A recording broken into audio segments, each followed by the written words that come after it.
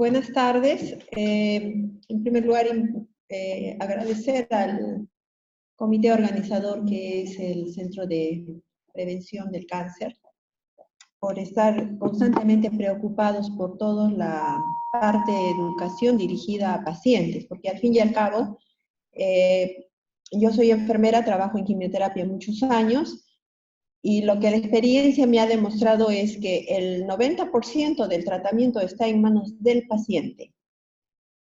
Salir del cuadro del cáncer está en manos del paciente. Sobrevivir al cáncer está en manos del paciente. El familiar, el acompañante es eso, un acompañante, pero la decisión es netamente del mismo paciente. Nosotros no le podemos estar diciendo, tienes que ponerte bien, tienes que hacer eso, no, porque estamos cortándole la libertad de decisión, la libertad de actuar. Entonces, la educación en ese sentido es muy importante porque ya con el conocimiento la persona tendría la libertad de poder tomar una mejor decisión para sí mismo, para su vida, ¿no? Entonces, lo que voy a tocar ahora es la prevención de complicaciones de esta enfermedad, más que nada del tratamiento.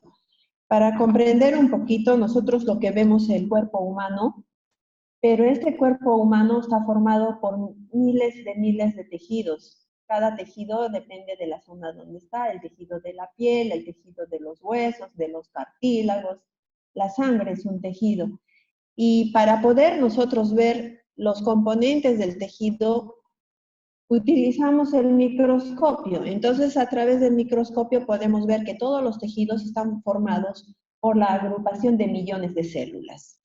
Y esto es muy importante porque cuando el cáncer empieza en la persona, va a empezar a partir de una sola célula. Una sola célula, que aquí vemos hay varias, pero cada célula tiene un aspecto normal, un aspecto sano, y cuando da el cáncer es la transformación de una célula normal en una célula cancerosa. La quimioterapia es la administración de medicamentos que va a matar células malignas como son las del cáncer, pero también va a matar células buenas. Por eso es que la persona que recibe quimio al día siguiente o a los 2 días empieza a sentir algunas molestias relacionadas con el tratamiento.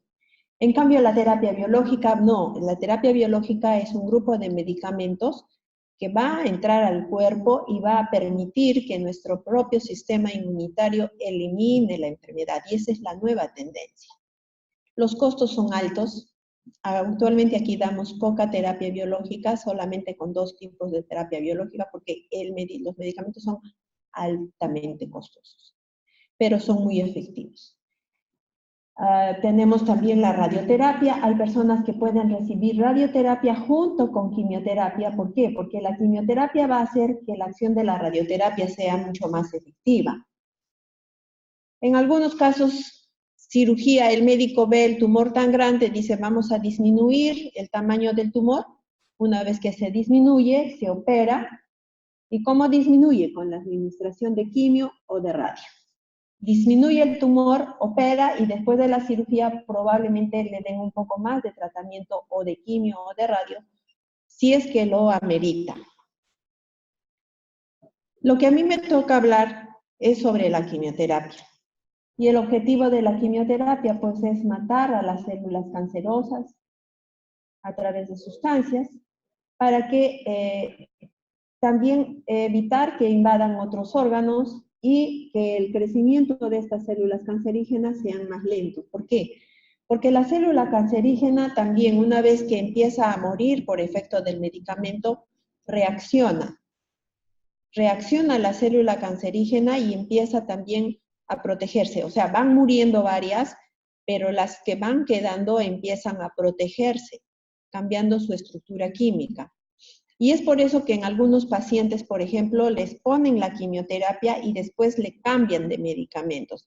La gente tiene el concepto de decir, me están poniendo una medicina más fuerte o me están poniendo una más suave. En quimioterapia no podemos dar ese nombre a los medicamentos, porque todos los medicamentos que se ponen en quimioterapia son altamente tóxicos. Necesitamos que sean tóxicos porque esa toxicidad es lo que va a matar el cáncer. Entonces, cuando los médicos cambian de esquemas de tratamiento, no es porque el primer medicamento no le hizo efecto, pero la célula cancerosa reconoce ya ese medicamento y se protege de ese medicamento. Entonces, al cambiar a otra medicina, la célula cancerígena nuevamente cree que nada le va a hacer daño y seguimos matándola. Y este proceso de tratamiento puede durar muchos meses. No es como cuando uno tiene una infección y le dan tratamiento una semana o le operan y en un mes ya están recuperados. Lamentablemente, el cáncer está catalogado como una enfermedad crónica. Es decir, lo van a tener de por vida. Lo que hacemos con los tratamientos es controlar a esta enfermedad para que no le haga más daño a su cuerpo. Este control les puede permitir a los pacientes con cáncer vivir toda una vida, no morir. Y muchas veces el paciente sobrevive al cáncer y se muere de cualquier cosa. Se muere, pues, hay veces del corazón, de la presión alta, se muere porque cruzó la pista en forma inadecuada y le atropelló un carro. Se murió por piñoso, porque entró en el banco al momento que estaban asaltando y el asaltante le dio un tiro. Entonces, como yo les digo a los pacientes que reciben quimio y que van con esa ansiedad, esa incertidumbre si van a vivir o no, les digo, mire señor, es más fácil que usted se meta al mar a nadar ahorita y se lo coma un tiburón. Me dice, pero en nuestros mares no hay tiburones. Esa es la probabilidad de que usted muera por cáncer. Por eso al comienzo de esta charla yo les decía que el vivir o sobrevivir al cáncer es una decisión personal. Lo dice alguien que durante muchos años ha visto la decisión de muchas personas con cáncer que han llegado, como les dije, con metástasis, con tumores grandísimos o con un pronóstico médico que les decía, de este año no pasas. Entonces yo le digo, señora, ¿dónde va a pasar? ¿Usted quiere vivir o no quiere vivir? Señorita, es que tengo mucho que hacer todavía en esta vida. Entonces decídase, toma la decisión. Y contra todo pronóstico, les digo que hasta el día de hoy siguen visitándome personas de hace 14, 15, 20 años, cuyo diagnóstico había sido letal. Y eso es una decisión, porque el organismo, ustedes no tienen la menor idea de lo que es capaz de hacer cuando uno toma una decisión. La quimioterapia, hay varias formas de administrarla. Hay pacientes que toman quimioterapia de vía oral. Hay otros pacientes, la mayoría que van al servicio, que les ponemos por la vena. Lo ideal sería que todos nos vengan con un catéter port, que es un dispositivo que se instala debajo de la piel y que el catéter va directo a un vaso sanguíneo grande y es tapado con la piel, o sea, no se percibe más que un pequeño bultito. Para nosotras, las enfermeras infusionistas, esto sería lo más práctico para todos los pacientes. ¿Por qué? Porque las medicinas que les ponemos, como ya les dije, son altamente tóxicas y algunas de ellas pueden dañar las venas periféricas. Entonces ustedes van a ver que algunas tienen con las venas marcadas, algunas hasta con dolor, dependiendo del medicamento que se les pone. La vía intramuscular o subcutánea solamente es para algunos medicamentos, no todos. Hay algunos pacientes, sobre todo los pacientes de leucemia, que es un tipo de cáncer a la sangre, y la leucemia tiene las células cancerosas una predilección por invadir el cerebro. Entonces, para proteger al cerebro de estas células cancerosas, se les pone un tratamiento en la columna para proteger todo el sistema noble del cerebro y no le vaya a dar cáncer a ese nivel. Solamente lo aplicamos para las leucemias y en algunos casos para algunos tipos de linfoma. También hay la aplicación de cremas o pomadas, pero en realidad esta práctica ya está muy escasa. La mayoría de las personas que vienen a recibir quimioterapia les angustia perder su imagen corporal. El shock de verse frente a un espejo sin el cabello es muy impactante. Pero eso van a tener que manejarlo porque si bien la pérdida de ese cabello se produce no de golpe, se produce paulatinamente, pero también depende de la persona. Ahora, hay tratamientos que no hacen caer el pelo. Definitivamente son más de 1000 citostáticos o más de 1000 medicamentos que utilizamos para el cáncer. Cada medicamento depende del tipo de cáncer que tenga. sea, para nosotros el cáncer no es una enfermedad. El cáncer es un grupo de más de 400, 500 enfermedades. La persona que recibe tratamiento de cáncer de mama va a recibir medicamentos totalmente diferentes al que tiene un cáncer de estómago o al que tiene un cáncer a los huesos. O sea, no son las mismas medicinas. Entonces, no todos los medicamentos hacen caer el pelo. Y esto es muy importante porque hay personas que no se les debería caer el pelo porque la quimioterapia no les debe hacer caer, pero se les cae. Entonces, también está reportado de que hay pérdida de cabello porque la persona está en estrés. Y a quien le dan la noticia del cáncer, entra en estrés, entra en depresión, entra en angustia, entra en incertidumbre. Entonces, no solamente la caída del cabello puede ser por el quimioterápico, sino también por la parte emocional. Entonces, hemos tenido casos de pacientes que han querido manejar esta pérdida por ellas mismas, no por el medicamento, y se van al servicio a recibir su primer día de quimioterapia ya con la cabeza rasurada. Cuando yo veo el esquema es un medicamento que no le va a hacer caer el pelo. Entonces yo le pregunto, señora, ¿usted ya recibió quimioterapia antes? No, me dice. ¿Y por qué no tiene pelo? Ya se le cayó del susto. No, yo me lo he rapado porque no quiero ver cómo se me cae el pelo. Le digo, pero su pelo no se iba a caer, porque la medicina que usted recibe no es para que se caiga el cabello. Le va a dar otros síntomas. Le va a dar náuseas, le va a dar dolor de cuerpo, le va a dar fatiga, o se le va a pintar la piel, se le va a pintar las uñas, pero el pelo no se le iba a caer. Ya está hecho, ¿no? Entonces, por eso es muy importante la parte de la consejería. Nosotros las enfermeras ya estamos pidiendo desde hace varios meses un consultorio de enfermería solamente para la parte de educación. Es decir, el paciente viene a recibir su quimio, por primera vez pasa con la enfermera y se le da una información completa, pero ya dirigida a la persona, no una orientación como lo que estoy haciendo en forma general. Hay mucho cansancio, mucha fatiga, dolor de cuerpo. La fatiga es como un cansancio diferente al que nos da a nosotros. Por ejemplo, si yo trabajo todo el día, llego a mi casa en la noche muy cansada, muy fatigada. Me voy a dar una vuelta al parque, de ahí me doy mi duchazo y me acuesto. Al otro día estoy con las pilas renovadas, puedo venir a trabajar otra vez. El paciente que recibe quimioterapia recibe, dependiendo del medicamento, recibe su quimioterapia todo el día de hoy, por ejemplo, y mañana tiene que volver a venir porque son 2 días seguidos en algunos casos, otros días seguidos. Y cuando viene el paciente al otro día y al tercer día, viene cansadísimo. Señorita, he tratado de descansar en la noche, pero me he levantado más cansado que ayer. Eso es fatiga por quimioterapia, es decir, que el paciente constantemente está cansado. Lo que me interesa ahorita, porque es un problema que yo lo veo tremendamente todos los días, son los síntomas y signos que puede producir la quimioterapia y que pueden alterar toda la estructura y función del sistema digestivo. Y cuando hablo de la estructura y del sistema digestivo, estoy hablando que por efecto de algunos citostáticos, la persona puede presentar alteración del sentido del olfato, es decir, va a oler algo y le va a dar asco.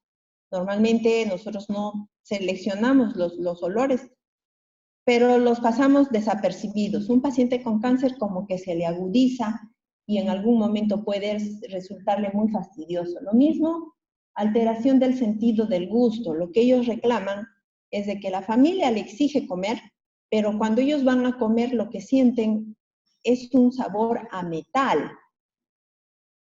O sea, para la persona que no recibe quimio le puede parecer el plato más delicioso del mundo, pero para el que recibe quimio no le siente ese sabor. Ay, señorita, es horrible, es una sensación de metal tremenda. En algunos pacientes se les puede resecar mucho la boca, hay poca producción de saliva. A otros se les puede ir el apetito, otros pueden presentar lesiones en la boca. Hay una inflamación de la faringe, del esófago, del estómago, conocido como gastritis. En algunos, dependiendo del medicamento, les va a dar náuseas y vómitos, a otros les dará estreñimiento, a otros les dará diarrea. Todos estos síntomas dependen del medicamento que recibe el paciente, ¿ok? No todos van a producir eso. Pero todos estos síntomas, de una u otra manera, van a afectar el estado de nutrición. Es decir, el paciente no se va a alimentar como debe. Y eso sí, para nosotras es un obstáculo, porque el tratamiento tiene que darse cada cierto tiempo, como el médico lo indica. Pero si el paciente no está en un buen estado de nutrición, puede complicar el manejo médico. Entonces vamos a ver algunos de estos puntos y algunos consejos que se les puede dar para evitar o prevenir que el cuadro de salud del paciente se complique. Lo que tenemos en gran cantidad es la pérdida del apetito. Y esta pérdida del apetito, como les dije al comienzo, no solamente está relacionado por la enfermedad en sí, sino porque la persona, al tener un impacto de lo que tiene, puede entrar en depresión, en angustia, en incertidumbre originada por el diagnóstico. Lógicamente, también hay pérdida del apetito, que es un síntoma derivado de los efectos del tratamiento. ¿Qué es lo que podemos hacer?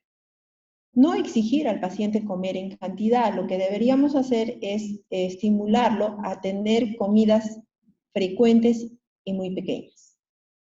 Evitar tomar líquidos con comidas, porque si no se llenan de agua y no me comen la verdura, las carnes que deberían comer en primer lugar. Se dice que las personas cuando se levantan, las personas que reciben quimioterapia, generalmente las primeras horas del día son las que tienen un poquito mejor el apetito que el resto. O sea, hay que aprovechar que se levanten, que tiene algo de comer, porque ya a medida que pasan las horas, va disminuyendo las ganas de comer. Me dicen muchas veces, señorita, ¿qué suplementos nutritivos puedo utilizar? En esos casos yo les recomiendo, cuando el paciente tiene una pérdida del apetito muy marcada, sacar su cita con nutrición, para que la nutricionista le haga una dieta personal y ahí también le recomiende, de acuerdo a la persona, qué suplemento es mejor para ella. Hay que consumir alimentos de alto aporte energético. Las personas que pierden el apetito comen muy poco. Nosotros necesitamos que tenga mucha energía y generalmente son alimentos como la mantequilla, la miel, que eso les puede ayudar bastante.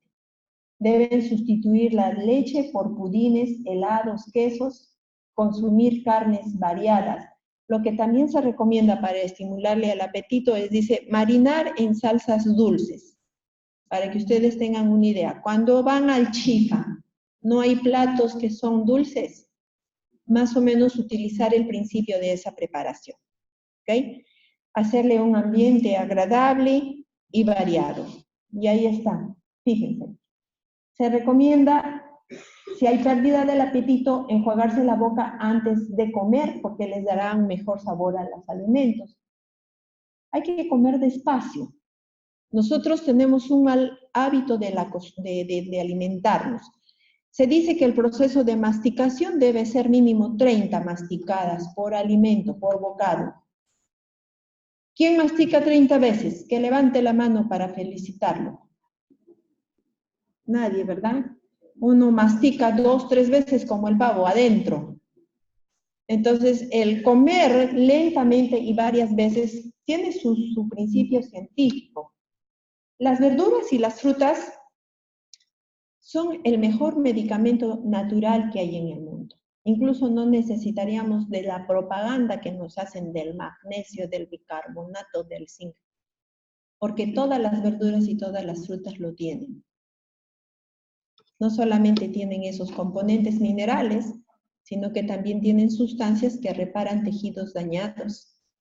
Y también tienen toda la variedad de vitaminas naturales y también tienen sustancias que tienen el mismo principio de la quimioterapia, es decir, matar el cáncer, sin los efectos de la quimioterapia. Pero todas estas sustancias únicamente se pueden liberar de la verdura o de su envase, que es la cáscara, la comida, solamente se pueden liberar en el proceso de la masticación. Porque cuando uno lo mastica, el proceso de la masticación hace uso de la saliva y se produce una composición química que permite que todas estas sustancias ingresen al organismo. El organismo va a tomar solamente lo que necesita, el resto lo bota. Entonces, cuando las personas no comen verduras y frutas en cantidad, ahí viene pues la deficiencia de magnesio, la deficiencia de bicarbonato, la deficiencia de tantos minerales que necesitamos, precisamente porque no masticamos bien. Entonces, el paciente con cáncer, si ya les he dicho que es una enfermedad crónica, en algún momento que se le da de alta, no implica que ya no, que en su cuerpo no hay ni una célula cancerosa. Puede quedar 1, 2, 3, 4 células cancerígenas, sí. Y por eso el médico, después del alta, le dicen tienes que venir a tus controles cada 3 meses, cada 6 meses, cada 1 año. Porque en el curso de esos meses o años que no se pone quimioterapia, la enfermedad puede volver a aparecer. Y muchas veces regresan los pacientes a quimio. Señorita, vengo porque he recaído. Pero estaba previsto que había esa opción de que recaigas. Entonces, si un paciente desde ahorita o los familiares desde ahorita empiezan a tener una costumbre saludable, verduras y frutas, y masticarlas lentamente para liberar todas esas sustancias, las probabilidades de que el paciente con cáncer termine de curarse por la alimentación que ha tenido. Y eso es lo que yo veo en mucha gente. Hay mucha gente que regresa, se hace sus exámenes y no hay evidencia de cáncer ya muchos años. Me dicen, señorita, es un milagro. Le digo, todos somos un milagro de Dios, porque nuestro cuerpo es lo más grande que tenemos y es la obra de Dios. De que es un milagro, pero a veces nosotros maltratamos al milagro, porque uno está enfermo por la forma como ha vivido. Entonces, si uno ha vivido no adecuadamente, es la oportunidad de encaminarnos a un estilo de vida más sano, ¿no? Entonces, el paciente como que pierde el apetito, hay que darle tiempo, que coma despacio, que se tome el tiempo que necesite y que coma lo que apetezca, ¿no? O sea, no servirle en cantidad, porque muchas veces el ver nomás la comida peor le hace perder el apetito, sino presentarle algo agradable en un platito de té. O de repente no quiere comer todo eso, le podemos dar una cremita, purés o jugos de fruta sin azúcar y bien concentraditos. Cambiar de ambiente, es decir, no estar en la rutina de comer en el mismo sitio, de repente al otro día, ay, vamos a comer en la sala, vamos a comer al patio, o sea, vamos a comer a la calle, saquemos la mesa a la calle. No, se van a un restaurante bonito, que tenga su certificado sanitario.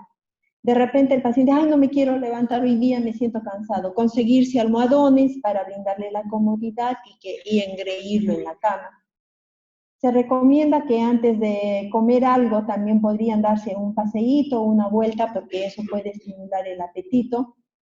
Y ojo, si a pesar de todas estas situaciones o estos cuidados, el paciente persiste con su pérdida de apetito y sobre todo ya está disminuyendo de peso, hay que comunicarle al médico para que le transfiera al servicio de nutrición.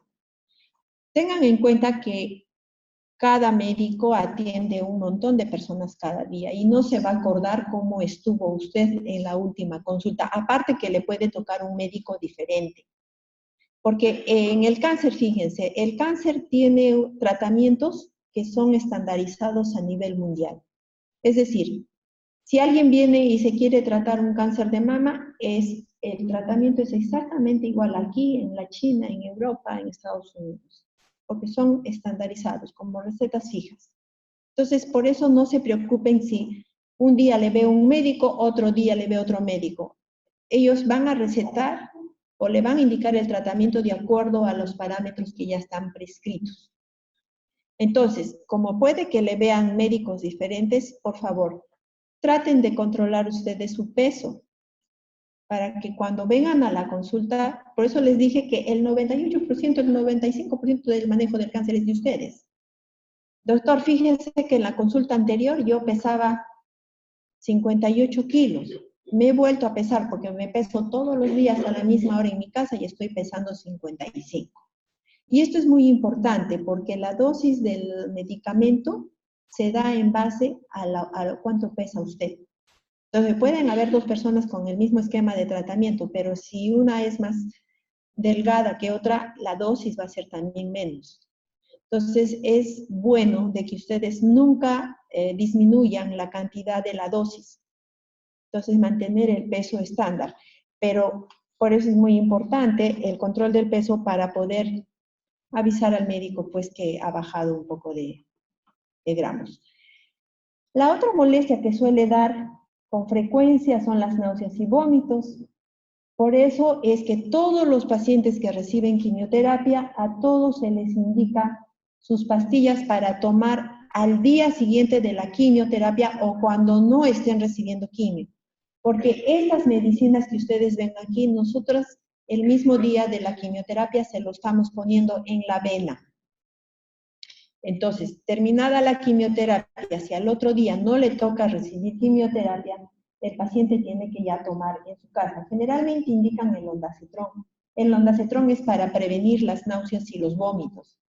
Se toma una tableta 1 hora antes del desayuno y una tableta 1 hora antes de la cena. Lo pueden indicar el doctor por 3 días o máximo por 5 días. No se toma más días, ¿por qué? Porque es muy bueno el medicamento para evitar las náuseas y los vómitos, pero tienen que tomarlos antes pues de los alimentos, porque si están con los alimentos y recién lo toman, de repente ya están con náuseas, no les sirve de nada la pastilla.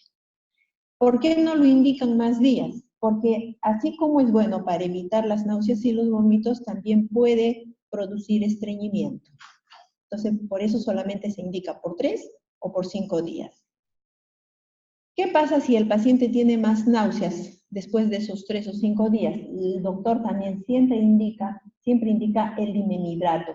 El dimenidrato no es otra cosa que nosotros conocemos con el nombre de Gravol. Entonces, supongamos que la persona tomó su ondansetron en la mañana y otro en la noche, pero a mediodía está un poquito de sensación nauseosa, ahí se toma el dimenidrato.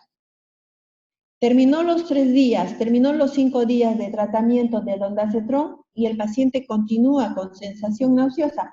Ahí entonces entra el dimenidrato, una tableta media hora antes del desayuno, una tableta media hora antes del almuerzo y una tableta media hora antes de la cena. ¿Ok?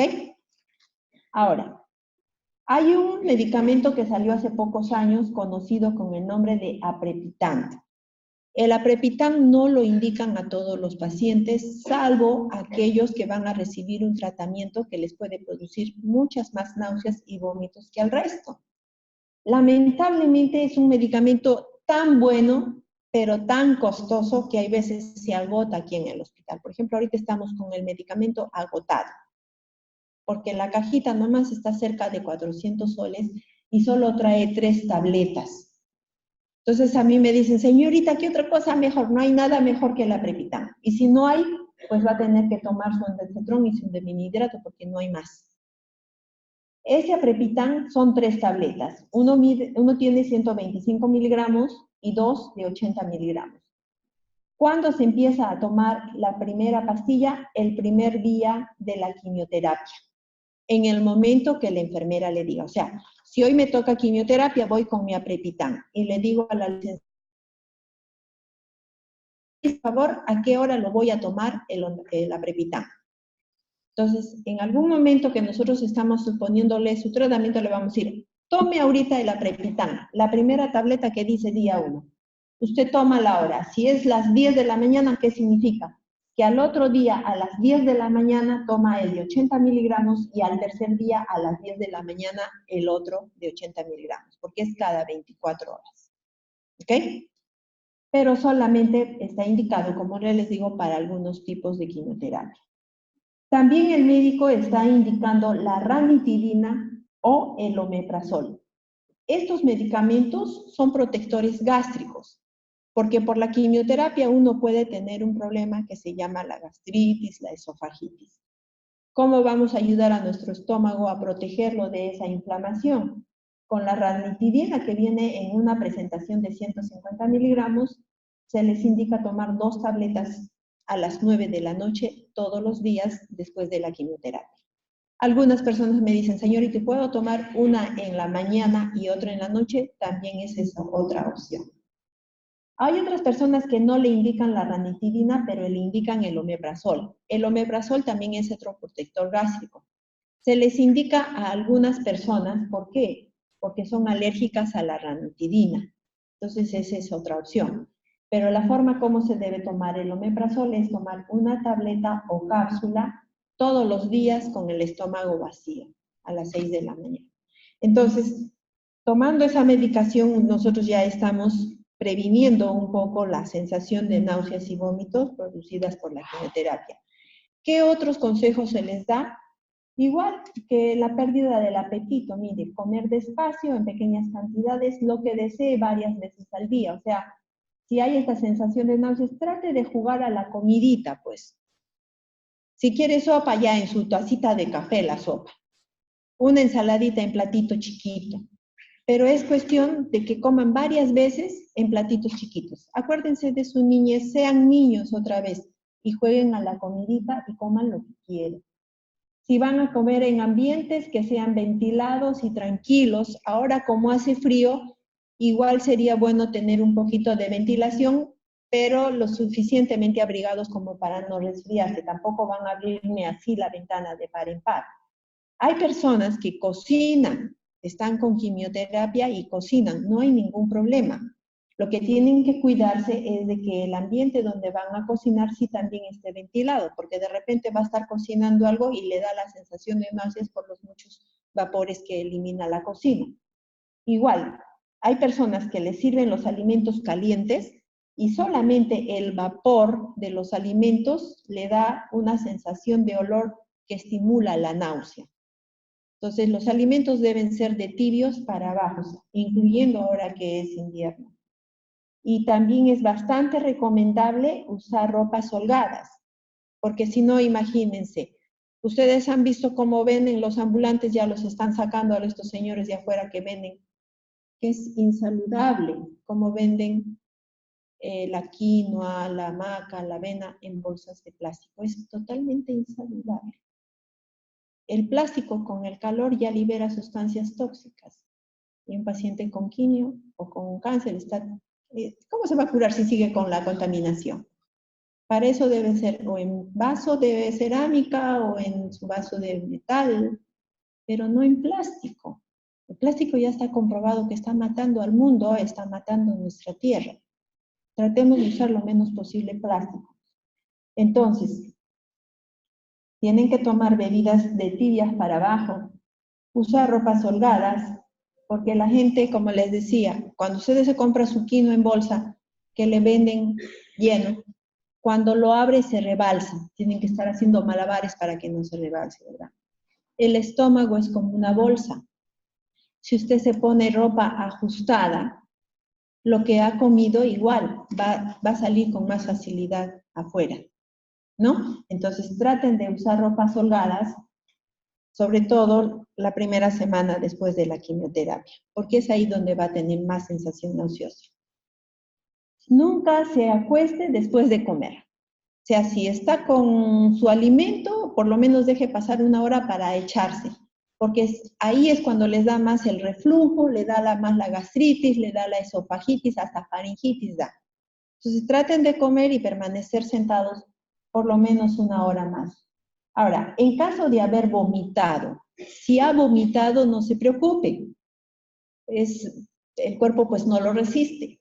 Entonces, vomite, tranquilícese y lávese la boca. La familia es la que también tiene que tranquilizarse más porque se angustian. Entonces, si vomita, después de vomitar, que se haga un buen lavado de boca y no le den de comer inmediatamente. Después que una persona vomita, tiene que descansar por lo menos 1 hora. Y cuando empiece a comer o a tomar algo, al estómago hay que ir poco a poco acostumbrándolo a que tenga algo a través de sorbitos de agua o de juguitos o de sopitas de a pocos.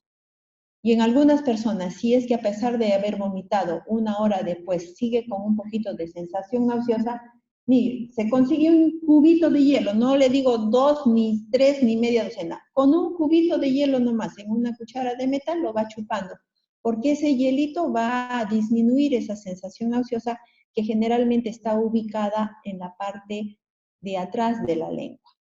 La parte de atrás de la lengua es la parte sensible para el vómito. ¿Lo has visto? Cuando la gente quiere vomitar, se mete un dedo hasta el gañote y vomita. Entonces, chupando el hielito va a disminuir esa sensación.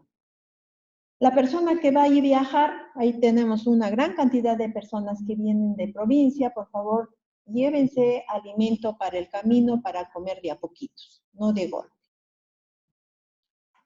¿Qué hacemos si tenemos la boca seca? Hay gente que se le seca, ¿verdad? La boca parece un desierto. Nosotros lo conocemos con el nombre de serostomía. La serostomía es la ausencia de la función protectora de la saliva, incrementando el riesgo de enfermedades micóticas o hongos y de caries dental. Entonces, lo que nosotros estamos recomendando es que antes de empezar con su quimioterapia, por favor, una buena evaluación con el odontólogo.